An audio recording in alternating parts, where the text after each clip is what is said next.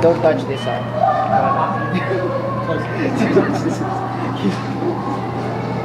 Ay, what a game. Okay na ba?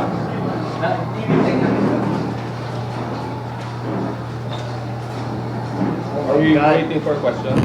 So sa akin po, online lang po natin, magla-live na po tayo. Sige, ano oras? Atak na atak. Wala po kami.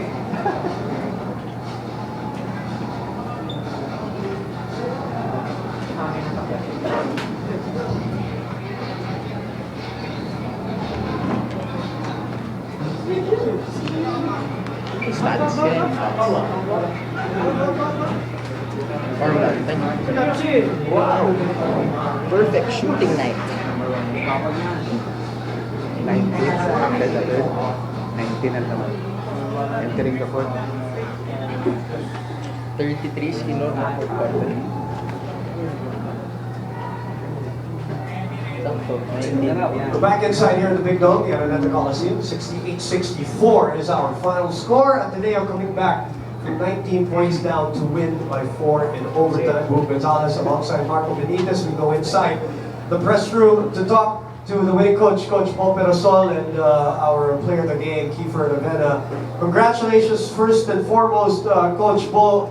Well, I guess the first question really is, what happened? What changed? How did you do it? How did you climb out of a 19-point hole in the fourth quarter to force overtime? Well, I've been trying to think as of now. No, I don't think I can call it divine intervention because I know that Coach Nash had been praying also. You know, but the truth is, I really don't know what happened in the third quarter. But as I see the scoring right now, it was 33-14. The one thing that I remember telling them is that whether we're going to win this game or we lose this game, this is the kind of level that we're going to play in the playoffs anyway. So we just have to play through this. You know, that was important for us. Coach, real quick, we have to understand. We have to ask you how it feels after being out of the Final Four in your first year. You have a full training camp, and now you're the #1 team in season 77. You probably have not thought about that yet, but right now, initial thoughts on that. Well, I'm quite relieved. You know, the way we are playing our players right now, as you can see, we really needed the rest, you know, for Kiefer and for the others whom we have been playing really long. And it was actually Kiefer who said that, Coach, let's win this game because we needed the rest in between going into the playoffs and to avoid any complications. So that was very important for us. And this season had really been tremendous for us. You know, revelation for so many players, most especially Kiefer. Well, Coach, congratulations. This is Marco. Kiefer, congratulations. I just wanted to ask Kiefer, Kiefer, what was going through your mind in that fourth quarter after 3 quarters of not hitting your shots? FEU played great defense on you. What was going through your mind, and what did you tell your teammates in that fourth quarter? To start the fourth, I was out in the bench, sa bench ako, tapos sinabihan ko yung mga teammates ko na snap over. I just had to find a way, as you said, Boss Marco, FEU played tremendous defense, iba-ibang tao talaga, so I really didn't know how to adjust kasi they were throwing different people at me. You know, yun lang yung will nung fourth quarter, sabi ko kay Coach Bo, we just had to find a way. No more game plans. New stepped up big time in the defensive end, grabbing 16 rebounds. Von hit that big 3-pointer. It was a team effort, as you said, 33 points in the fourth quarter. That was probably the most of the season for us. It just feels good to be back at the Final Four and having that #1 spot. He is our PS Bankable player of the game. Open a PS Bank account now. Dahil dito si Kiefer, real quick.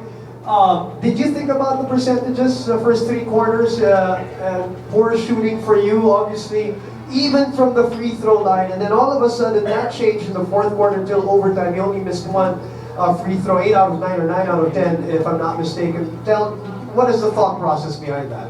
Well, siguro yung kumpiyansa rin nila Coach Bo sa akin.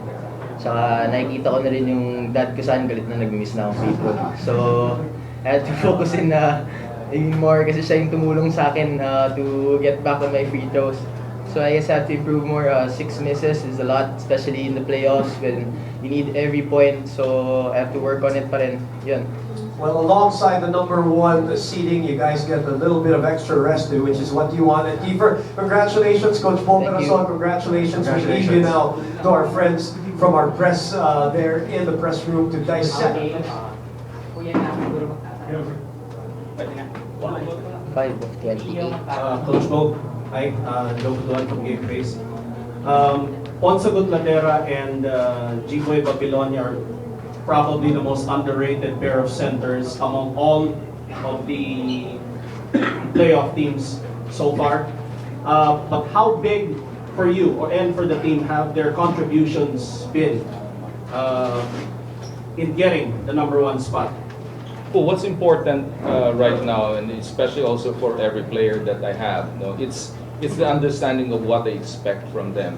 I don't expect Babilonia, G-Boy, or Afonso to score for us, but I expect them that whenever Kiefer would pass them in a point-blank situation, they would be able to hit it, and that they would also be able to make their free throws. No, but most importantly, it's the rebounding, it's the defense, and the other big men that's really crucial for us. Thank you, Coach Bob. Kiefer, you've been averaging over 34 minutes per game in the course of a 14-game regular season. And today, almost 40 minutes. How are you holding up physically, young man?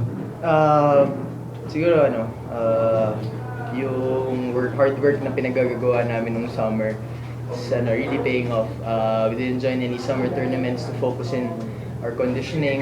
Coach Andre, Ma'am Luis Lopez, Doc Anlas has been treating us very well, giving us as much time as we can to rest. Also the coaching staff, kung kailangan magpahinga lang sa practice, ibinibigay nila sa amin yun.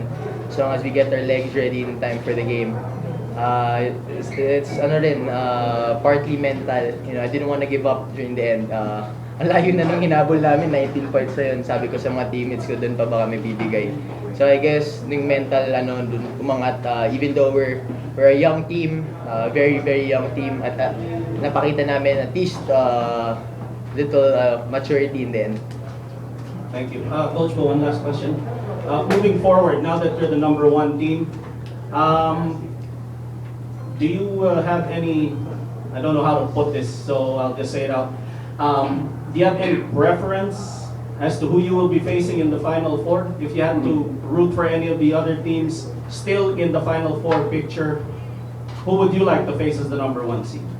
Well, first of all, the reason I was so ecstatic at the end of the game, because I really knew that if we are going to play that kind of game, I don't think we're going to survive the playoffs, per se.